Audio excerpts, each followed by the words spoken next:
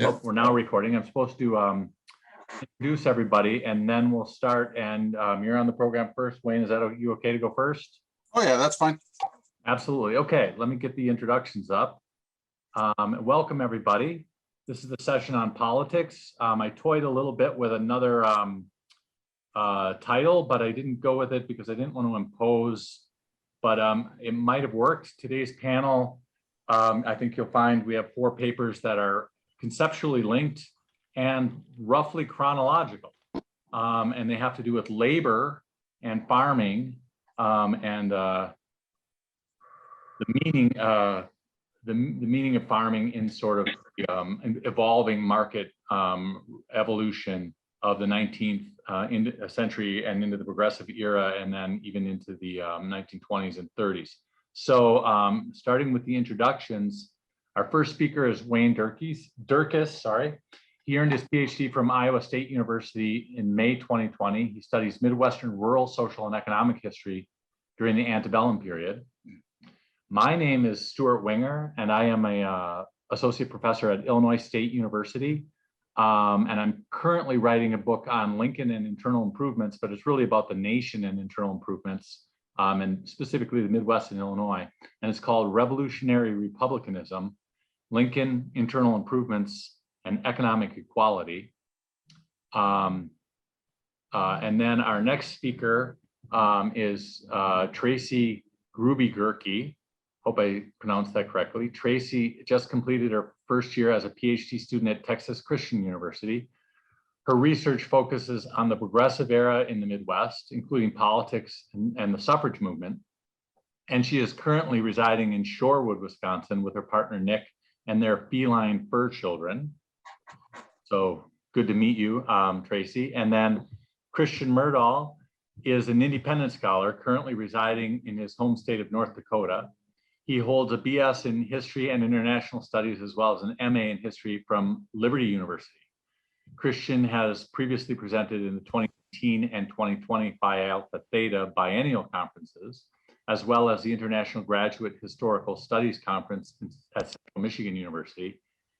He is also the recipient of the 1919 Nels Andrew Clevin Founders Prize. I hope I pronounced all that correctly. So without further ado, I'm going to turn it over, turn it over to Wayne, who is going to speak on internal improvements, monetary expansion. Oh no, that's me. Why is that? Oh, assessing and mapping squatter populations in Illinois. Sorry about that, Wayne. Go ahead. That's fine.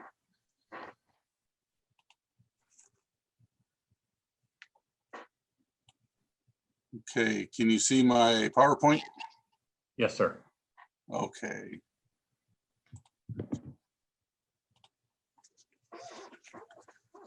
All right, good morning, everyone. Morning.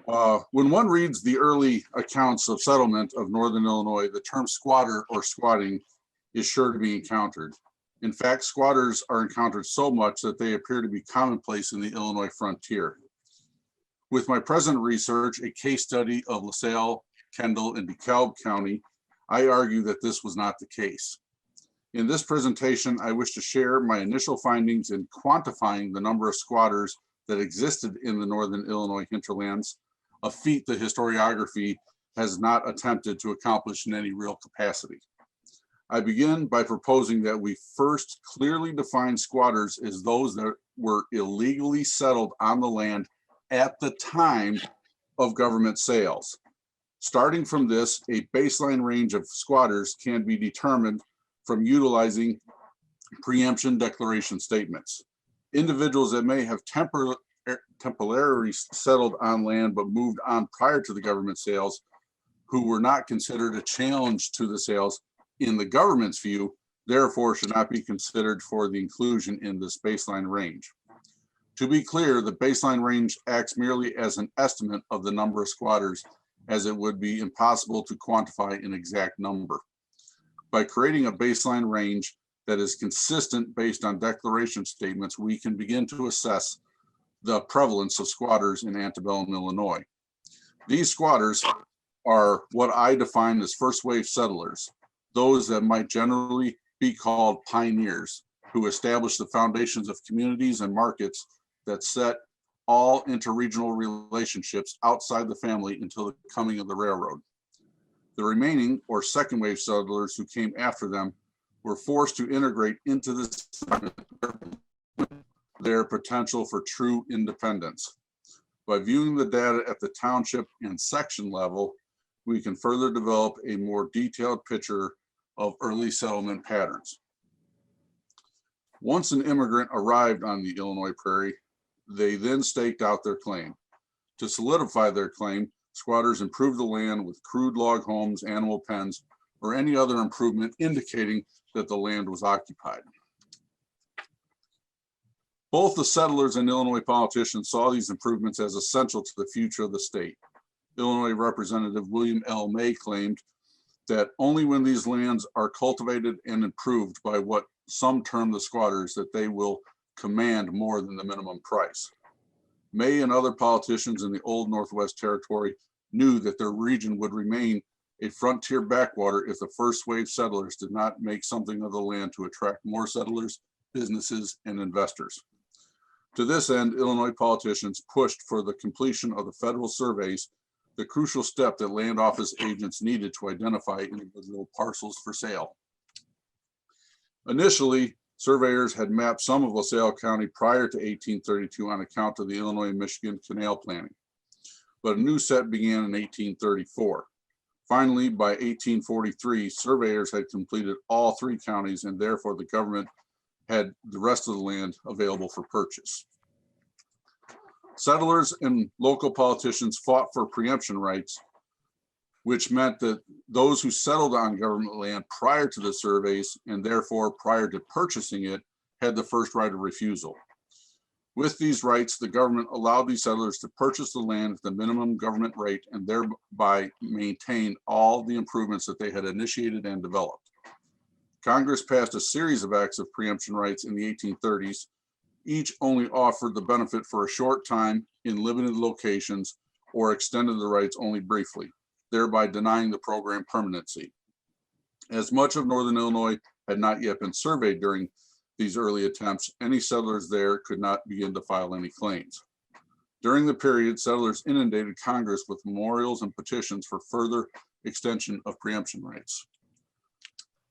The most significant benefit to squatters finally occurred when Congress passed the Preemption Act of 1841. The lengthy act established new guidelines for distribution of proceeds from public land sales, and beginning in Section 10 of the document, presented new preemption claims to the citizens. The federal provisions offered the rights to all squatters in the United States, and it remained on the books until 1891, so it had both power and permanence. It is interesting to note that throughout the entire period, settlers filed a majority of their claims in the summer and fall to correspond to their harvesting of winter wheat, crops, which usually brought the highest return per bushel. Additionally, roads were typically easier to traverse at this time, plus some settlers used their annual trip to the market as an opportunity to file their claims. For the region, settlers filed all their preemption claims under this act by 1854. Claims peaked in 1846.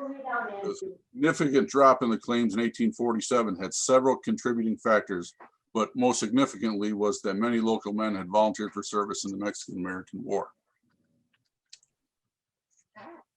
Within the entire region, the government ultimately issued a grand total of 21,009 patents for acreage and lots, of which 2,104 settlers filed preemption claims under the Act of 1841.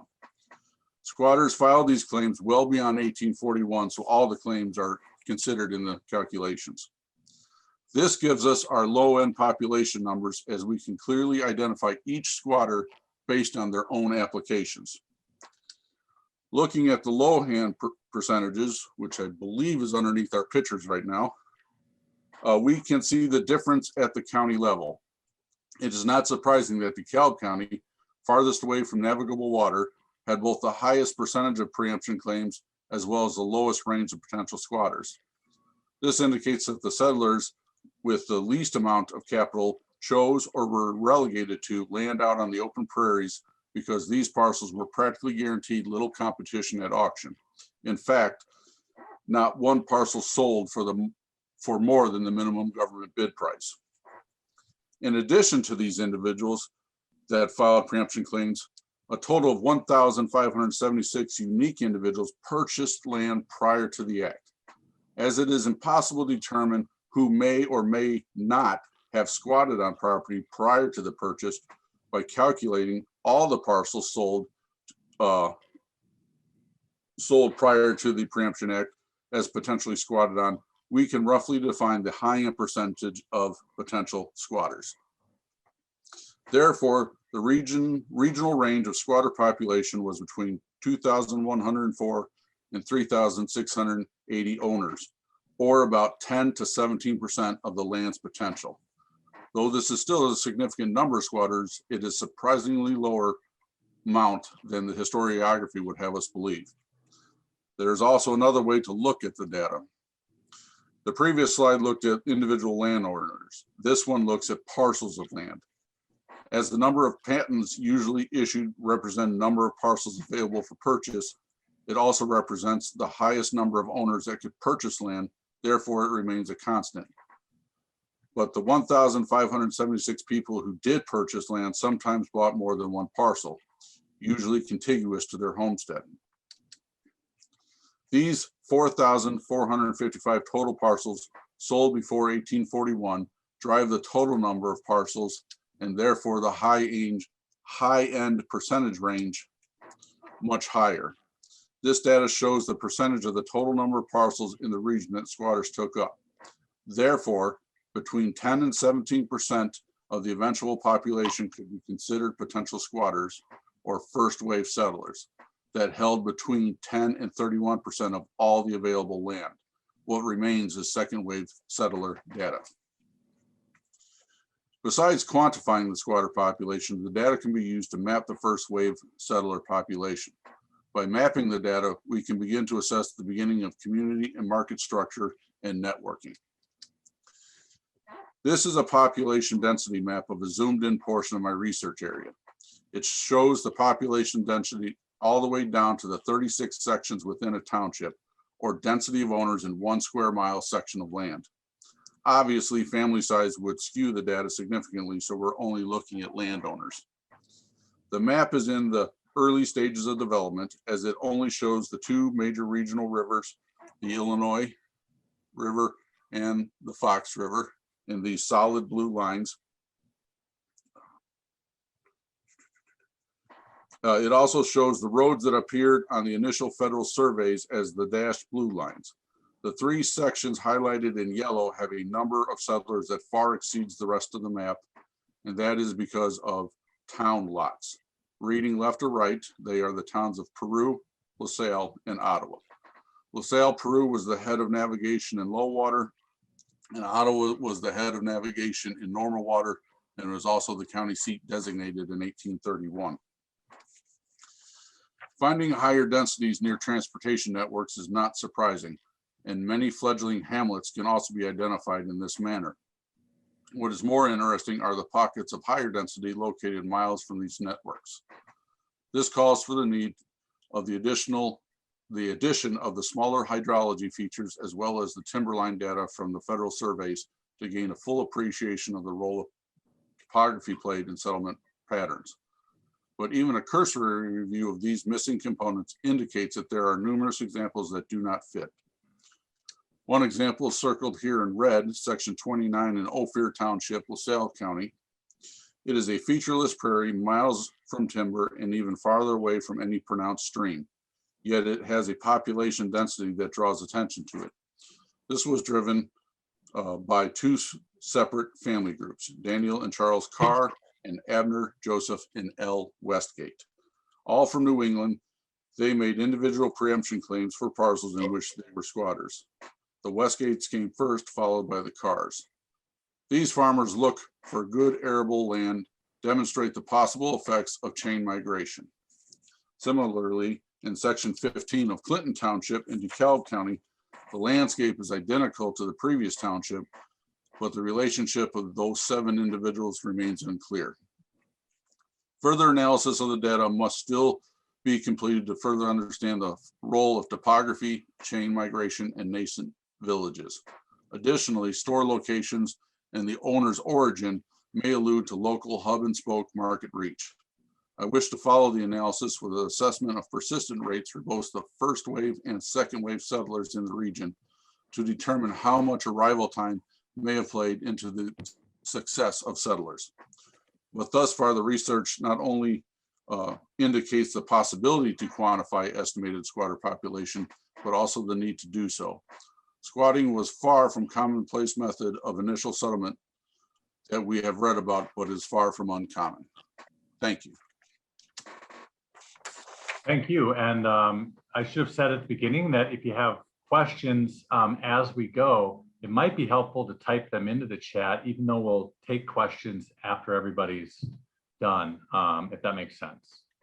Thank you, Wayne. I will go to my paper then next, since I, for some reason, appear second in the billing.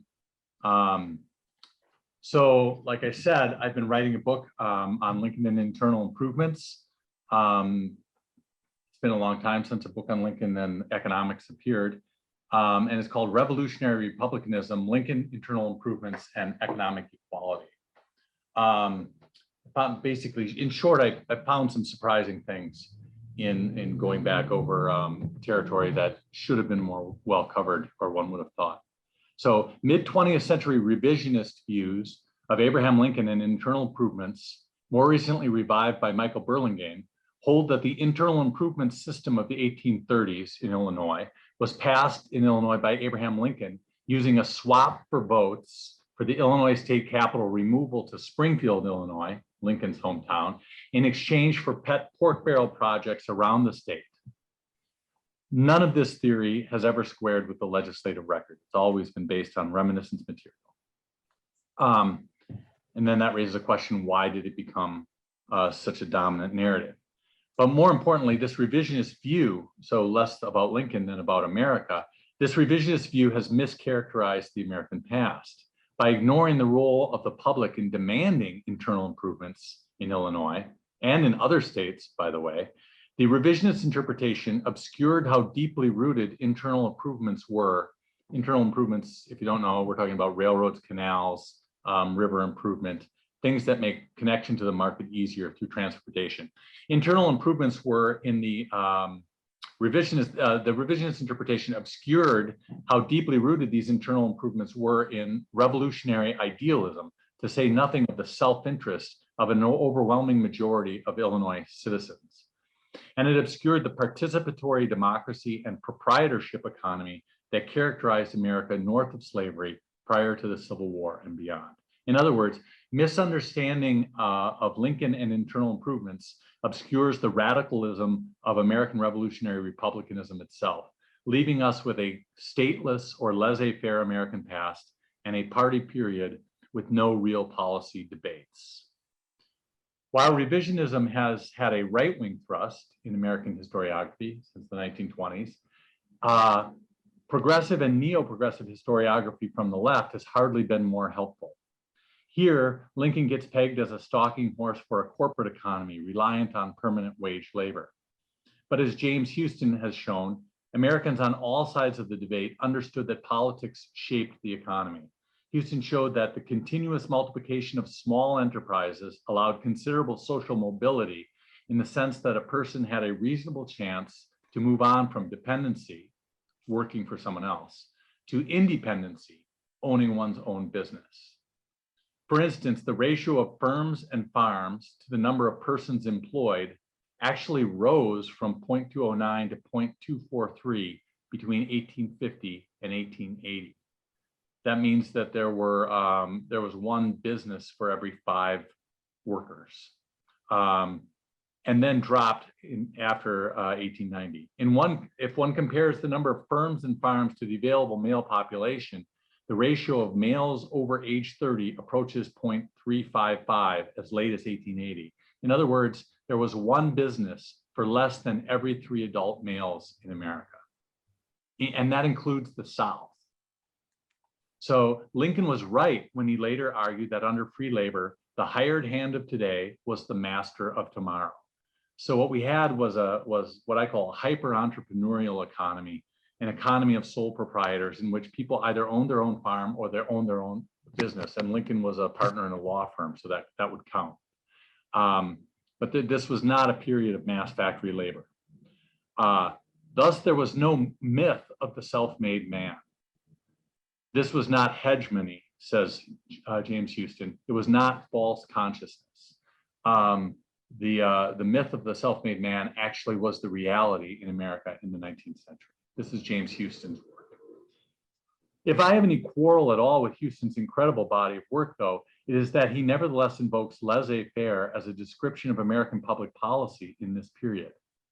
Even though he demonstrated that 19th century America, especially in the North, was characterized by broad-based equality and sole proprietorship, and even though he recognized this as rooted in the dominant philosophy of American revolutionary republicanism, which was rooted in the labor theory of value, the same labor theory of value that Marx celebrated, he nevertheless assumed that American public policy had not been geared toward realizing these very goals. Houston argues that government remained inactive regarding inequality. That government at all levels in the United States did not really do anything to affect its revolutionary ideals of equality, as stated in the Declaration of Independence, meaning economic equality, and fostering sole proprietorship. Such is the tug of the progressive analysis. America is always a failure on class issues. The problem with America has been the lack of European-style socialism. So this is an old theme in progressive scholarship, which I think Houston's work actually overturns. Because inadvertently, I was drawn into public policy debates regarding internal improvements in the antebellum period.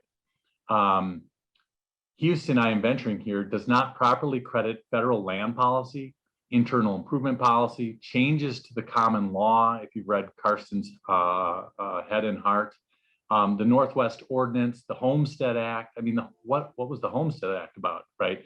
If there was no concern for substantive equality expressed in American public policy. Okay, he credits these things as predicated on revolutionary Republican principles. He does not credit them as being predicated on revolutionary Republican principles that he so clearly explicated. In every area, I find the goal of public policy on all sides, on both sides of the political divide, Whig and Democrat, or later Democrat and Republican. The goal of public policy was to ensure the full reward of labor went to the laborer. This is the mantra of the 19th century in the United States, predicated on the labor theory of value. And even the Civil War itself was seen as a war against slavocrats or the aristocracy. Class warfare was shared by Whigs and Democrats and Republicans. Revolutionary republicanism was the underlying consensus, which was that you shouldn't have to work for somebody else. You should not have to doff your cap to anybody in your day-to-day life. An economy of sole proprietors would avoid Marx's problem of alienated labor altogether. If Houston is right, and I think he is, north of slavery, America out-Marxed Marx before Marx. Most people have, of course, heard of the Homestead Act, and some may even have heard of preemption, but seldom have the pieces of a radically egalitarian set of public policies and their explicit rationales been put together. In the business of creating and expanding a market economy, this generation understood the market economy itself not as a liberal natural order apart from government, but as in essence a project of Republican government, a regulatory scheme of the state. They're correct in this, by the way. This regulatory scheme was highly successful on its own terms. Its goals were not rising productivity or even rising incomes, as they would be today. That's how we generally talk about the economy, but rather economic independence, meaning sole proprietorship. So instead of getting people wealthy, the goal was getting people to be their own boss. This was not independence from the market economy, however, as subsistence farmers or something like that. Rather, it was independence within the matrix of a market economy.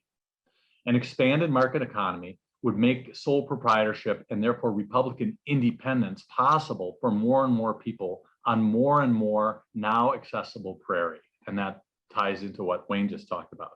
that internal improvements, canals that go right through his maps, connected farmers to markets. Well into the 19th century, with prodigious family effort, this independence was really possible for the majority of adult white males. It was not a wage labor economy until the end of the century. And we'll hear about what happens with the rise of wage labor in the later two papers in our panel today. The Revenue Act of 1839. Under the old revenue system, the state raised all its revenue from land tax on non-Illinois residents, presumed to be wealthy nabobs of inherited or otherwise ill-gotten aristocratic privilege, because they did not live on the land. They obviously could afford land that they did not use and did not need. It was therefore a patriotic Republican duty to tax them. It was also in the naked self-interest of settlers for more than one reason. But as Illinois became more populated, this source of revenue diminished because more and more people moved to Illinois and lived on the land. Who was going to pay taxes if only non-residents paid taxes? By 1839, this came to a head. New taxes would have to fall on actual Illinois settlers and voters. Whereas the internal improvement system that had been begun in 1837 was wildly possible everywhere beyond the existing riverine system of transport. In other words, the only people who objected to the internal improvements were people who lived on the rivers because they already had transport. The prospect of taxation gave opponents of internal improvement system a purchase with the electorate that they had previously lacked. And in some districts, a firestorm of anger finally turned public opinion against the internal improvement system. Beginning with a March 1839 meeting in Bond County, almost 2 years into the panic of 1837, the new taxes in the revenue law of 1839, the meeting sprang up in 10 other counties to demand a special session to repeal or modify the system. The new taxes in the revenue law of 1839 funded the regular operations of government and not the system itself. Nevertheless, the Bond County Convention feared the revenue law was but a feeler put out to ascertain how much the people would be likely to endure and to see how willingly they might bear fleecing. So it was a tax revolt. But nowhere was there any complaint about the threat of expanded government in itself. And in some counties, there were public meetings against repeal of the system. When white county citizens issued their resolutions, they hastened to add that they would not disapprove a system of internal improvements which should be adapted to the wants of the people of the state and be within its resources to effect, without oppressively taxing the people therefore. In the by then classic Republican language of conspiracy, the Bond County Convention conjured up designing men and lobby members who did not have the public welfare at heart and who favored private interests at the expense of the public. But it did not occur to them to use the language of limited government, even in the face of this massive government overspending. Neither did it occur to anyone else. And I did newspaper searches on words that indicate limited government, and there basically is nobody uses the term laissez-faire until the 1870s. I find no limited government thinking in America, in Illinois in particular, prior to the 1870s. Thoroughly outraged at the rest of the system, for instance, even the Bond County meeting wanted to preserve the Illinois and Michigan Canal, one cross east-west railroad, and appropriations for roads and river clearance. Still dedicated to Republican government by open local meeting, Lincoln and the Sangamon County delegation preemptively called their own meeting to defend the new taxes. Quote, "We, a portion of the Sangamon delegation, learning that great dissatisfaction prevails among you relative to the new revenue law, ask the favor of you to attend a public discussion of the merits and demerits of that measure. We invite every man in the county who opposes the revenue law to come armed with all the arguments against it that he can. We confidently believe we will be able to show that none of them are well-founded."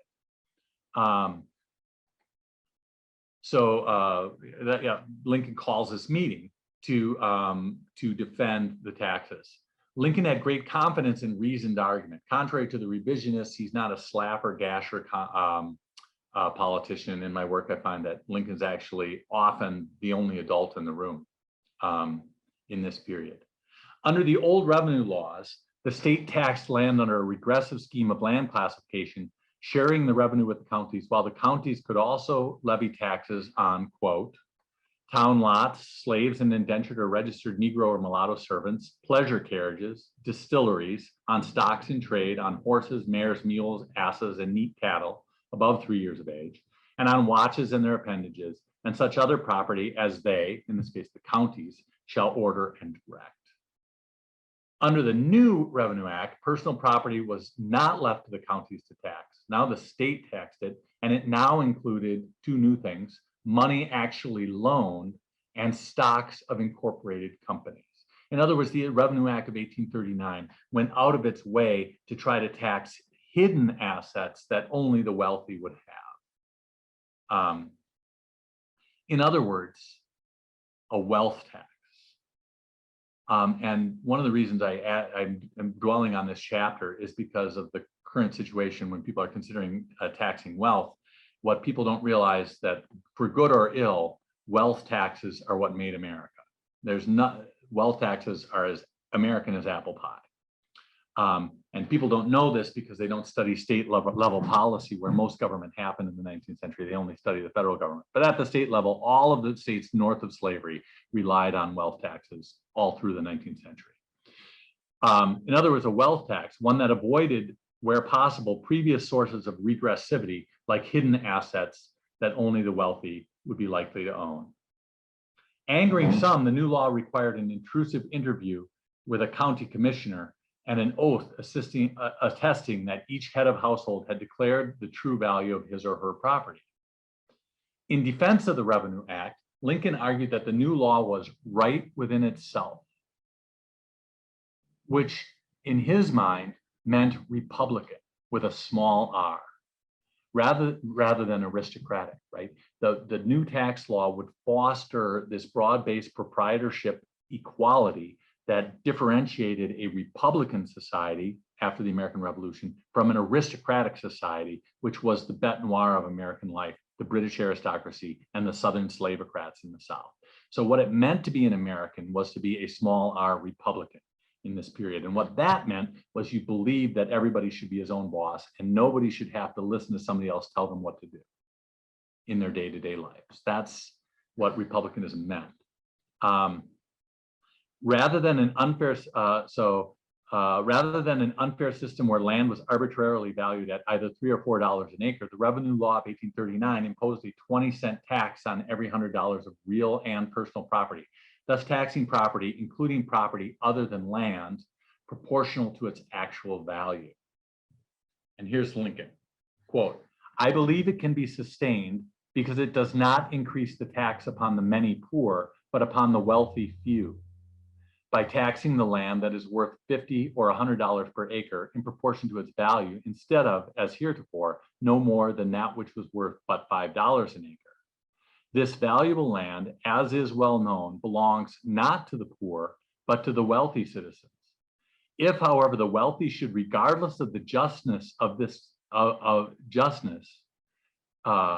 of the complaint, as men often are when interest is involved in the question, complain of the charge, it is still to be remembered that they are not sufficiently numerous to carry the elections. In other words, there's more of us than there are of the wealthy, and we should tax them." That's not a piece of Abraham Lincoln that often gets memorized.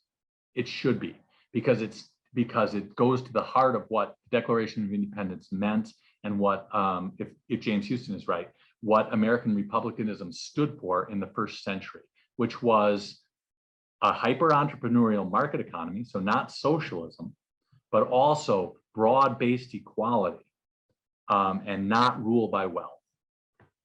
So in a sense, I'm trying to harmonize left and right here in this, but it's not me doing it. This is right out of the records. I mean, this is Abraham Lincoln talking himself. Anyway, this was not merely a cynical line from a politician scrounging for revenue, as the revisionists would have it, nor was it an anomaly. This was an open statement of Republican purpose. Lincoln's comment revealed the crucial socioeconomic component of American republicanism in the North that stretched back to the American Revolution and beyond. And I'll stop there in the interest of time.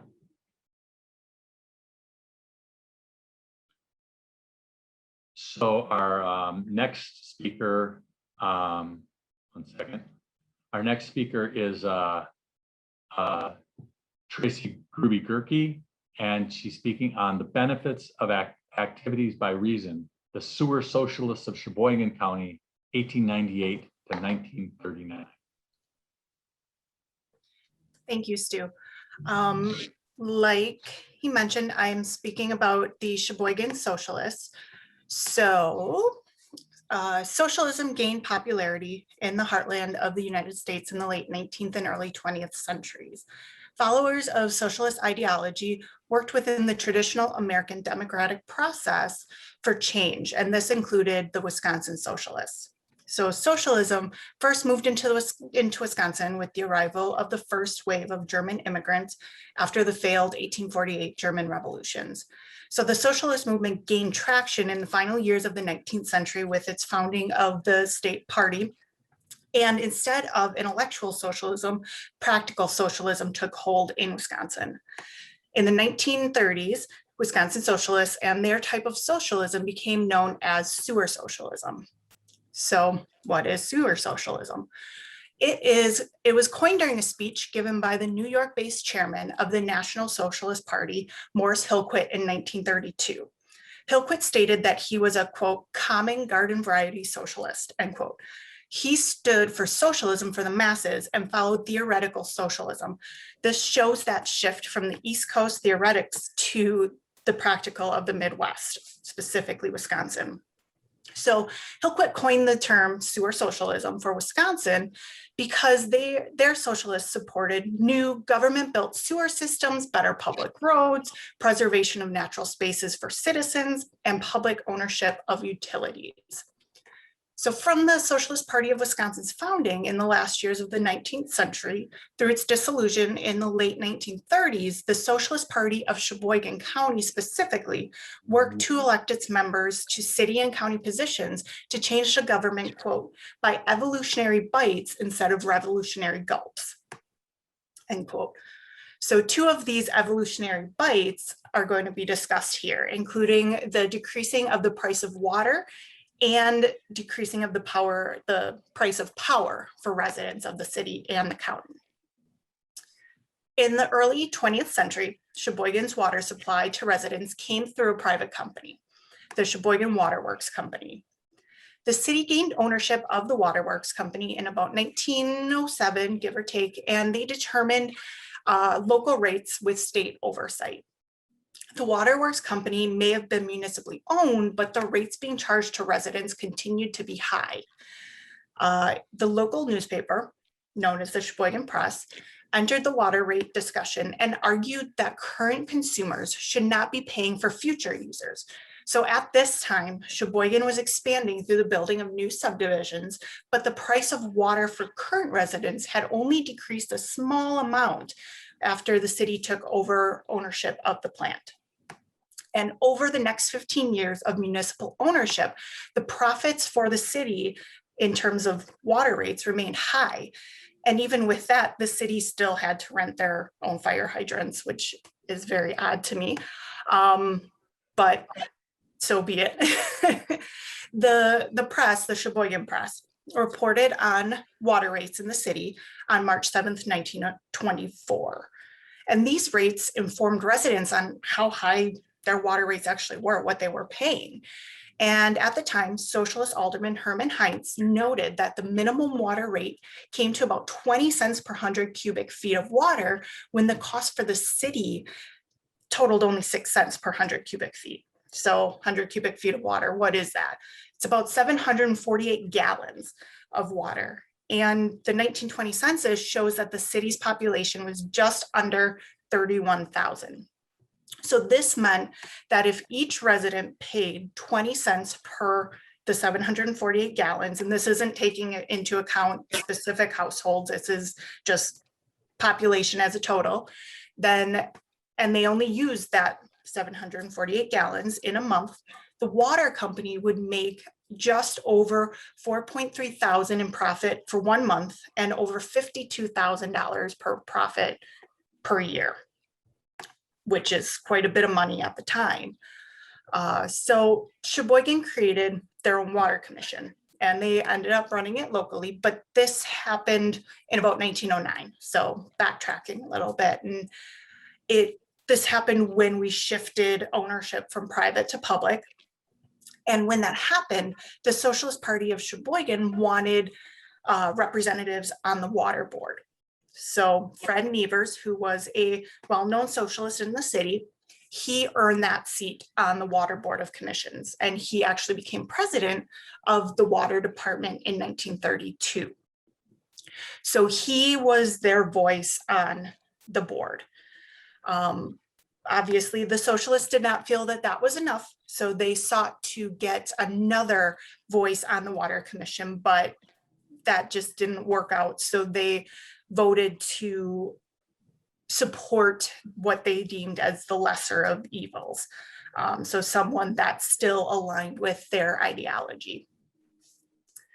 And so the socialists didn't have as many members on the commission as they sought. They still continued to fight for lower rates. And in November 1929, Alderman Harry A. Grubie introduced a resolution to the Sheboygan Common Council regarding this reduction of water rates. He argued that the water department profited at the expense of residents. And a few days later, the comrades met, the Socialist Party met, and they discussed this resolution. And after this discussion, the comrades moved and seconded that socialist aldermen should vote in favor to put a water rate resolution to the public. So give them a voice in what they should be paying for their water. And even with that, it was still argued between aldermen.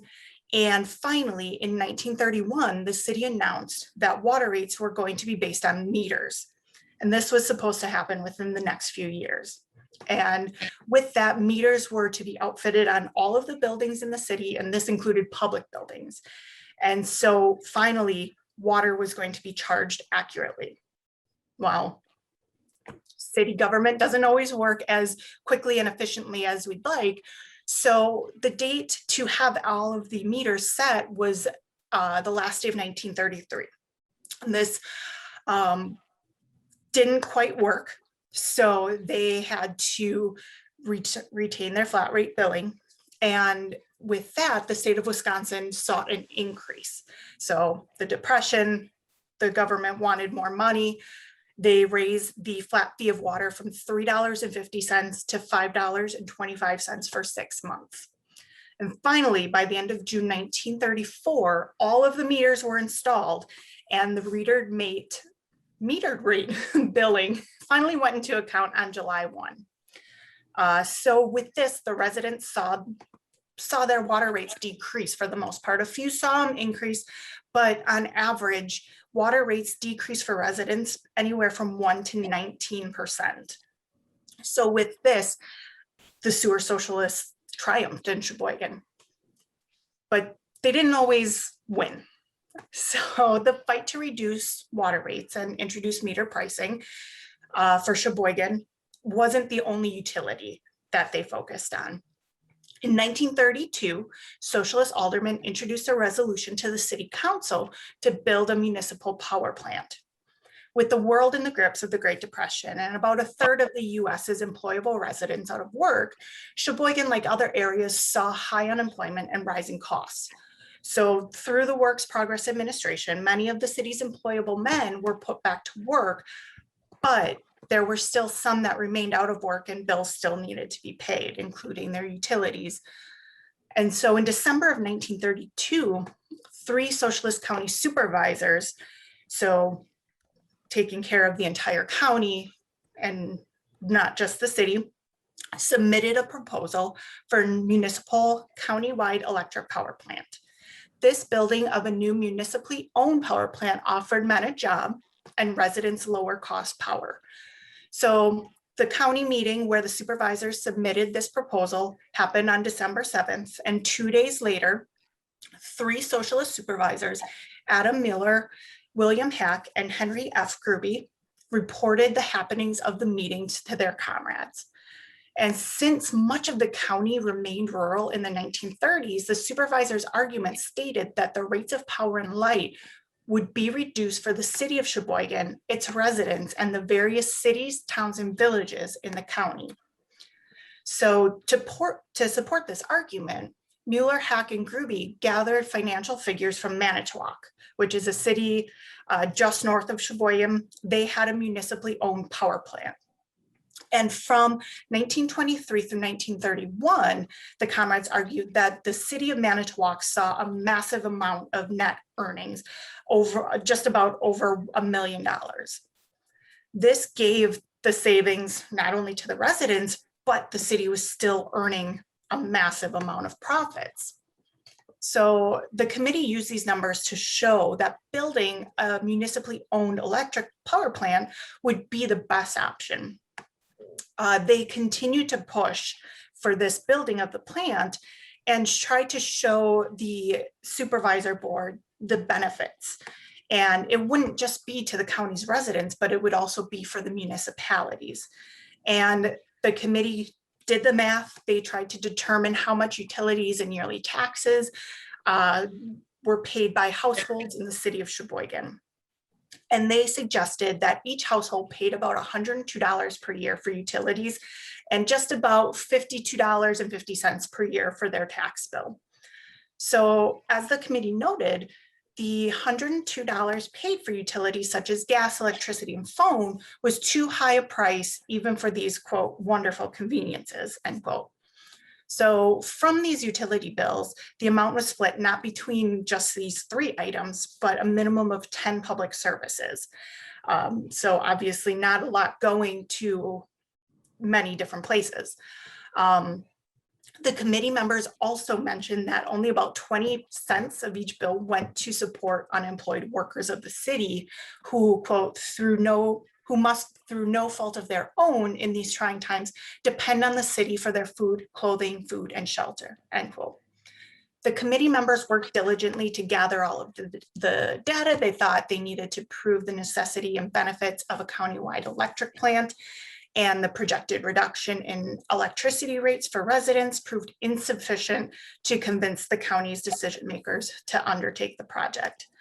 So here they failed, where with the water rates they championed. Reducing utility rates proved one of the larger projects that the Socialist Party of Sheboygan County championed from the party's founding in the late 19th century through its dissolution in about 1939. The party worked through established democratic means in the state to push and pass their agenda, which, as we see, didn't always work, but they did not seek to overthrow the government. And as shown, the party may not have always achieved all of its agenda, but its members still continued to fight for what they deemed a fairer and more equal Sheboygan County. Thank you. Thank you. We're doing really well on time, I think. So I appreciate that from everybody. And we'll go to our last talk, which is Christian Myrtle, and he's going to be speaking on the third power, James A. Everett and the American Society of Equity. Yes, hello. Let me get my PowerPoint thrown up here.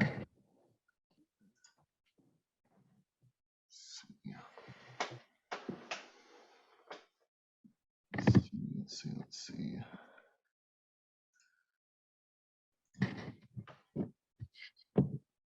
Oh.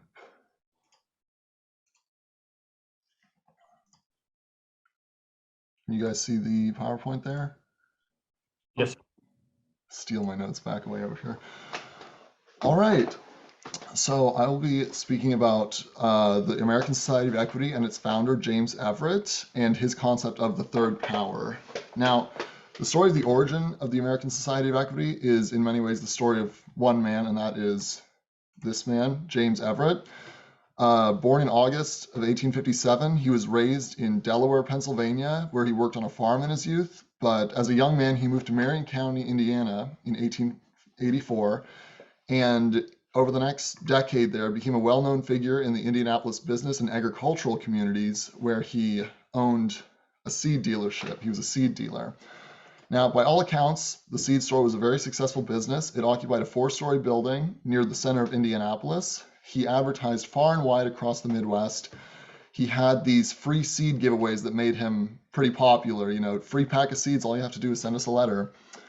And as his, fame, sort of notoriety, you might say, grew, he expanded into other avenues. So in 1898, he began publishing a newspaper dedicated to aiding farmers and horticulturists of all kinds, helping them to exchange new ideas and learn improved farming and gardening techniques.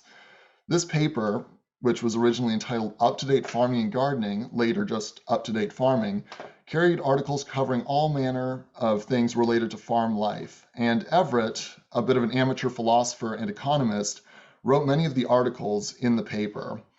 Now, while the ideas for what the equity would become, sort of jumping back over to that, started to appear in Up-to-Date Farming as early as the beginning of 1900, it wasn't until the end of 1901 in December that Everett published a major article announcing and expositing this new organization. He argued that a new organization needed to be formed to help the American farmer, and he called this organization the American Society of Equity. Its chief goal was to obtain profitable prices for all farm products through a system of controlled holding efforts and organized cooperative marketing. Now, this membership, according to Everett, would include, quote, the farmer, the gardener, the stockman, the dairyman, the poultryman, the fruitman, in fact, every person in any way connected to agricultural pursuit or the friends of agriculture, end quote. Everett wrote that his primary goal was the organization of farmers. Now, the big work that pulls all this together is Everett's 1903 treatise on farm organization, The Third Power, Farmers to the Front, which presented a unified and detailed account of the aims and the methods of the new society, as well as background for the equity plan. While Everett wrote that while others have a say in the price they receive for their commodities, the farmer is the only one who doesn't. Unlike the laborer and the manufacturer, the farmer has, quote, no method to bring pressure to bear on those that buy the fruits of his labor, end quote. Rather than being, quote, the most independent men in the world, the farmer is dependent on the captains of industry, the promoters, the underwriters, the labor leaders, and the grain gamblers, end quote. The farmer was long suffering at the hands of the rest of the economy. And Everett's third power, this third power as manifested in the American Society of Equity, would represent the awakening to end this dependence. Now, he explained that in an economy where, quote, labor and industry and organize, the first and second powers, so must agriculture. The farmers of the modern day could produce grain, quote, far in advance of their fathers and grandfathers, but had not yet fully learned the power of the combination, end quote.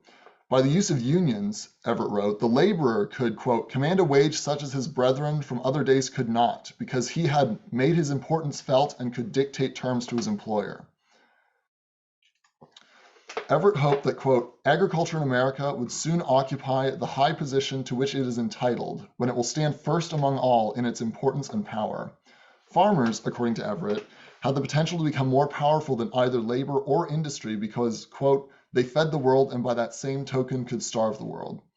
If the level of organization became great enough to put farmers on par with the other two established powers, that being the money power, industry, and the second power, labor, Everett claimed that the third power could, quote, not only secure the relief of all ill effects of the monopoly, he could become the greatest of all monopolies.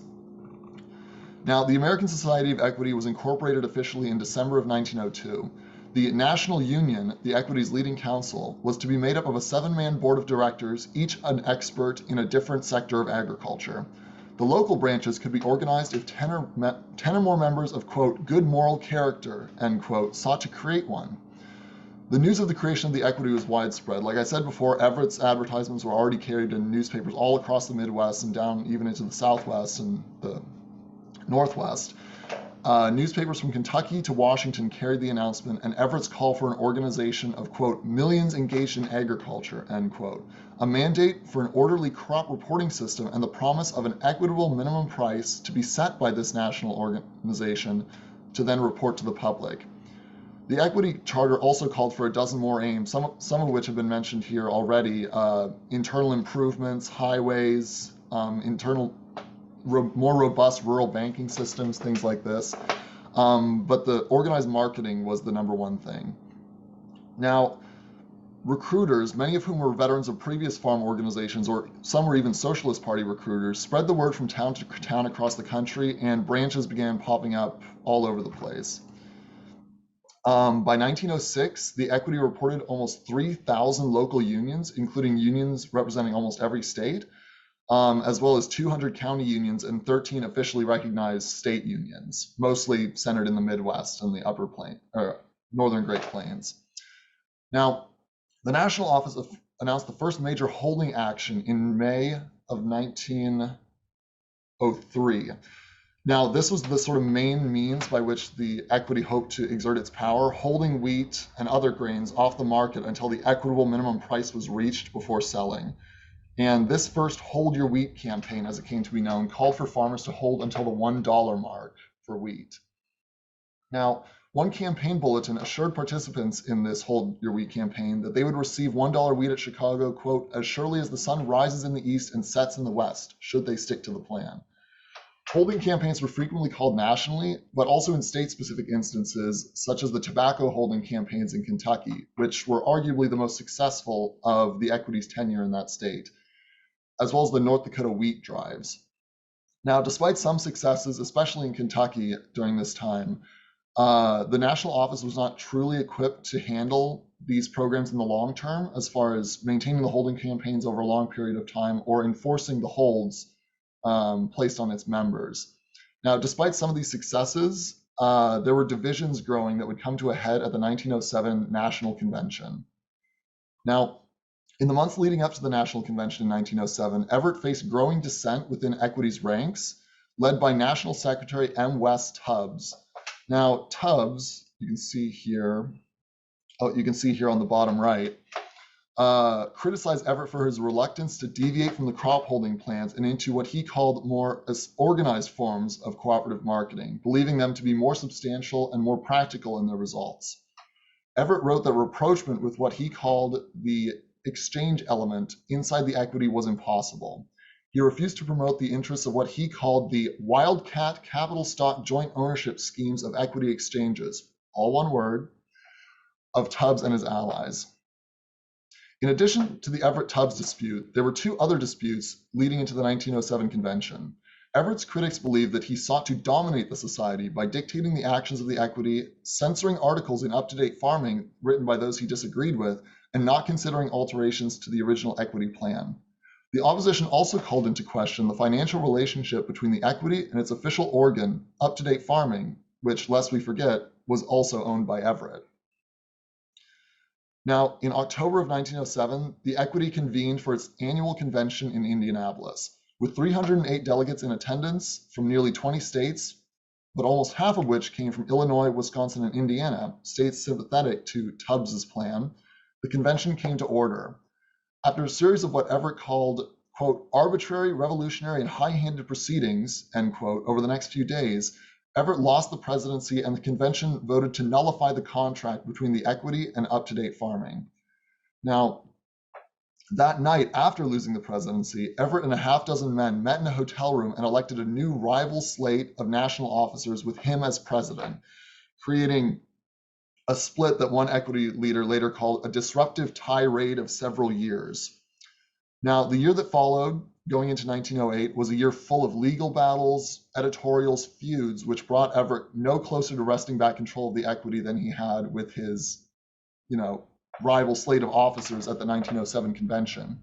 So in October of 1908, the Farmers' Society of Equity was incorporated with Everett as the president. Its objectives and tenets were almost identical to the Equity, with Everett himself, as he had initially envisioned them, a return to what he called the original unadulterated principles of equity. Many of the ASE pamphlets and periodicals that had been circulated when he was the head of that organization were reprinted again, just with Farmers' Society of Equity appended to them. And the new edition of his book, The Third Power, published in 1908, instructed the reader to substitute the word farmers anytime American was used in reference to the Society of Equity. So saving on printing costs there a little bit.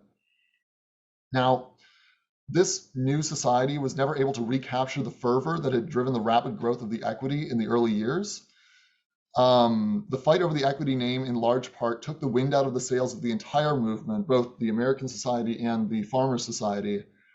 and hastened the decline of the national office and sort of built up the growing independence of the state offices underneath that managed to maintain momentum. Now, as far as Everett was concerned, after the decline of the Farmers Society of Equity in the early 19 teens, he never really entered into the realm of farm organizing again. In 1916, he sold his paper, Up to Date Farming, which had given him his platform to launch this movement. At the time, it had an active subscriber base of 200,000 still, so still a pretty notable publication there. Later that same year, Everett and his son were both found guilty of mail fraud and spent 18 months in a federal penitentiary in Georgia. After he finished his sentence there, Everett returned to Indianapolis to continue his seed business. He passed away in September of 1930, and none of his obituaries mentioned that he had served as the president of the American Society of Equity, you know, with its thousands of clubs and hundreds of thousands of members and national conventions and even international aspirations at some points. None of them mentioned the American Society of Equity, the Third Power, Farmers to the Front, or his life as a farm organizer, just as a family man and a businessman. Now, the Equity, which has a whole history that I could talk for the whole day about, endured for 27 years after that 1907 split, but was never able to overcome those events that disrupted the society at that convention. It never really attained the national scope that it was close to achieving or on its way to achieving during the original Everett period. Everett had insisted that, quote, the cause was worthy, the weapon at hand was effective, the Third Power will be a real power, and the grand American Society of Equity will be triumphant and successful, and agriculture will finally be lifted to the plane where it rightfully belongs. Of course, that was never truly achieved by Everett and his group, but the failure to unleash that Third Power, the Equity provided a legacy for other 20th century farm organizing. Many of the local organizations became lasting symbols of value and success for farmer cooperation, and many equity establishments and their offspring had long or impactful histories, like the exchanges they built in Minneapolis through the Equity Cooperative Exchange, and the lasting legacies of their state organizations in Iowa, North Dakota, and Wisconsin, most notably in Wisconsin, where the last vestiges of equity power remained until 1934 when they were absorbed into the Farmers Union. Or in North Dakota, where many of the equity leaders became leaders of the Nonpartisan League, and in fact, the leaders as well of the Independent Voters Association, the opposition to the Nonpartisan League in that state. Like I said, many equity members went on to lead other groups, and through those avenues, the equity created a long-lasting impact in farm organization in the 20th century.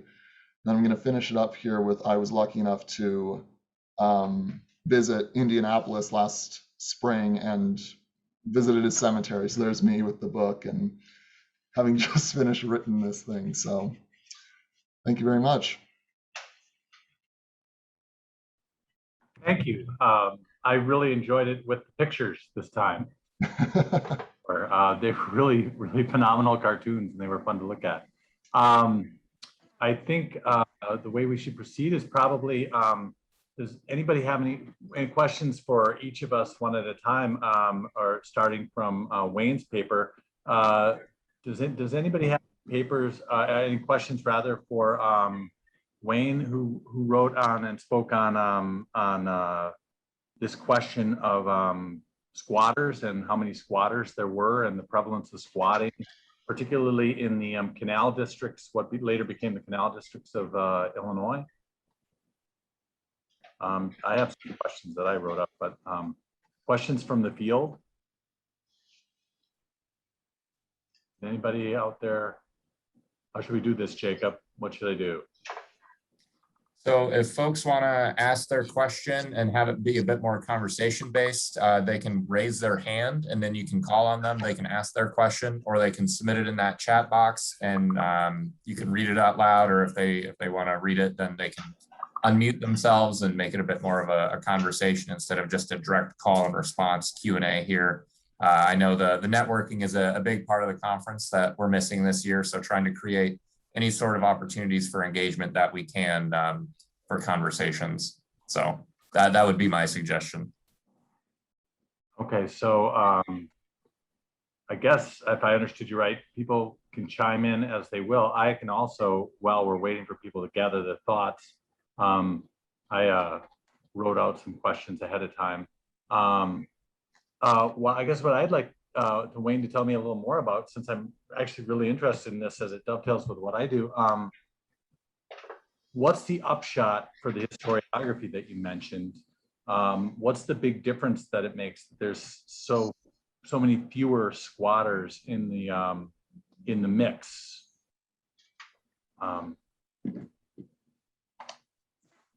Okay, well, I think the big upshot here is our perception of the prevalence of squatters.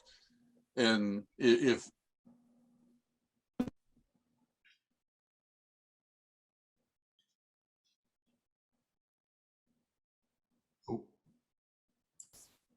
You there, Wayne?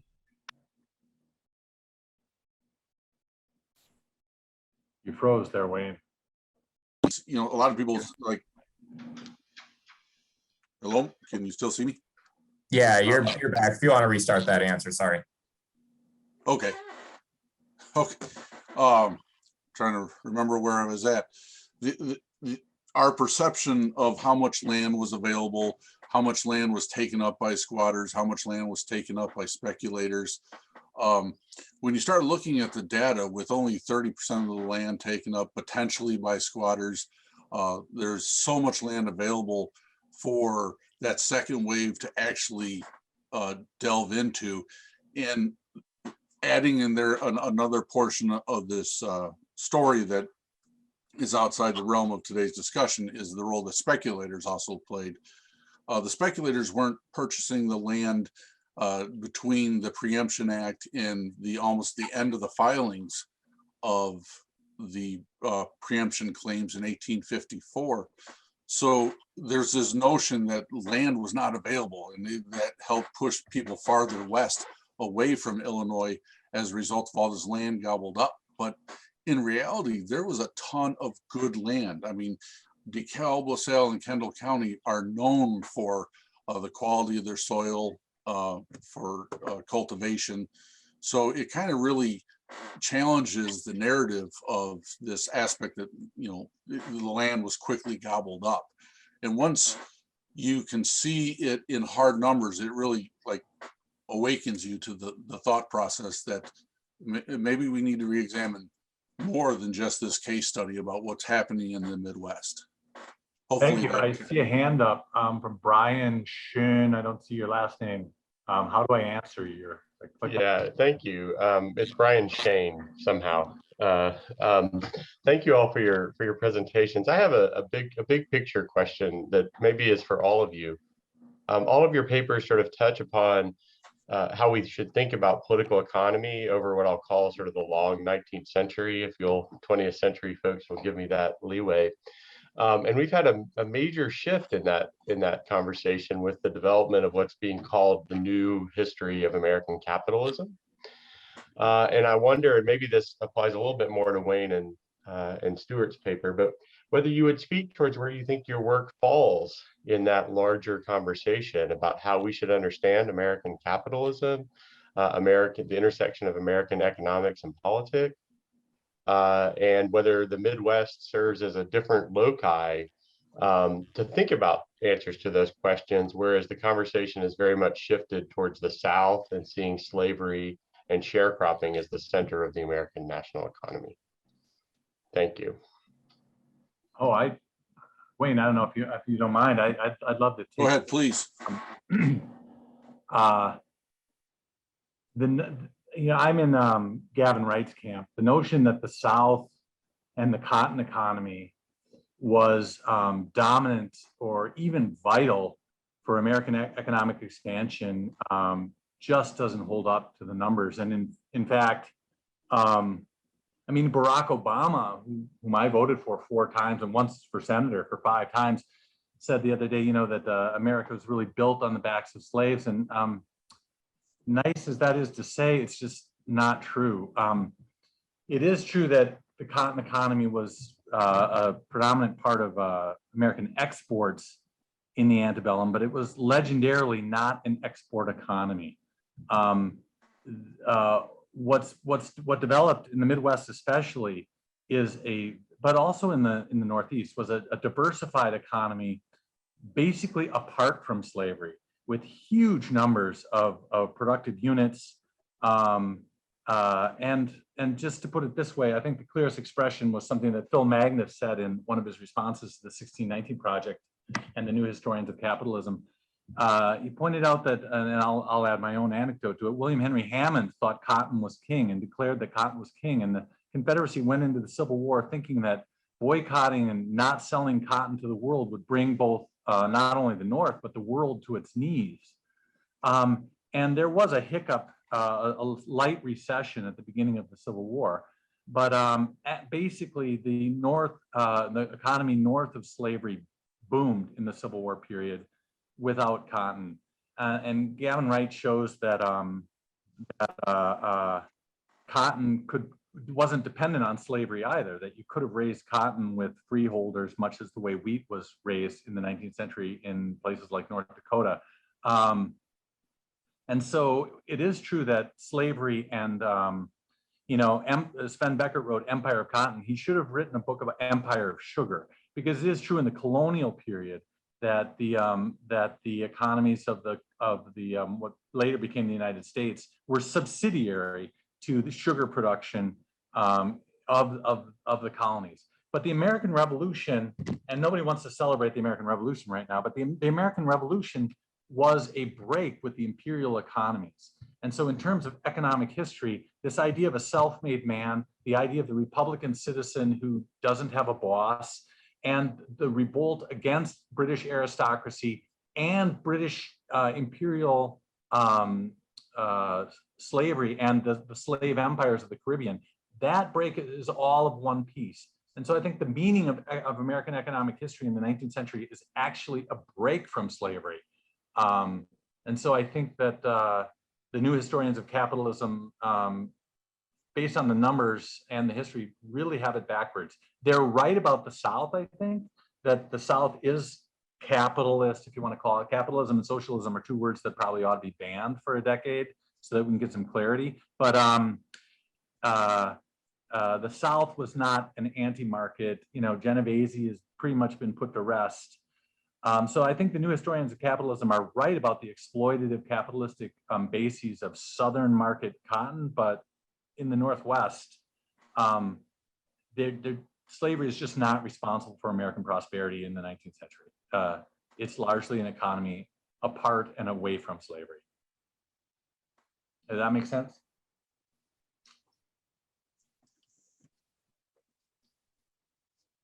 Mr. Stuart, looks like we have one more question in the chat. We do have about 2 minutes left, so I don't know if anyone wants to take it. Can we go over? Are we allowed? Quick 30-second answers from each, maybe. Okay, sorry.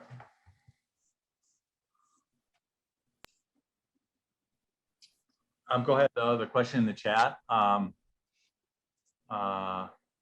Which question you want to read it, Jacob? Yeah, it's a question for Wayne. Who are the historians who have argued for the larger number of squatters, and what is the evidence they present for this view? Well, there's quite a few of them that talk about it based on case studies, individual case studies. So they'll look at a township or a county or something like that. Like Al Bogue was kind of the key driver in that, and in his work. Jeremy Atack and Fred Bateman, I believe, they look at some of these numbers too.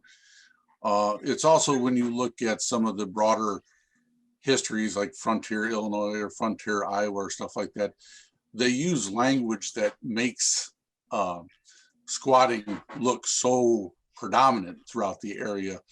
I think it would be better to maybe pull back some of their rhetoric, indicating that squatters were everywhere.